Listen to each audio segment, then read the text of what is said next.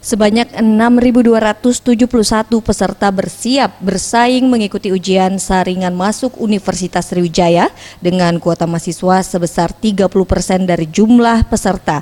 Setiap peserta harus mengikuti rangkaian tes yang telah disiapkan.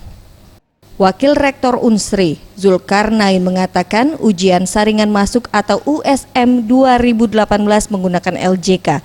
Setiap peserta diwajibkan membawa pensil dan penghapus serta nomor ujian sebagai syarat mengikuti ujian, dan pihak panitia telah menyiapkan 18 lokasi di gedung perkuliahan Unsri Bukit ditambah sejumlah sekolah yang berada di wilayah Bukit Besar. Pemeriksaan identitas peserta, kemudian dilanjutkan dengan ujian selama 90 menit berakhir di pukul 9.30.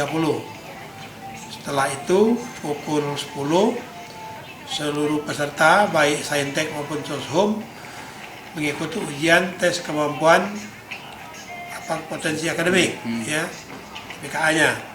Itu 10 masuk, 10.30 selesai pemeriksaan identitas dan diharapkan 12.30 sudah selesai. Pihak penyelenggara menghimbau peserta untuk datang tepat waktu sebelum pelaksanaan ujian berlangsung karena keterlambatan hanya dapat ditoleransi selama 30 menit setelah ujian berlangsung. Tim Liputan Sriwijaya TV.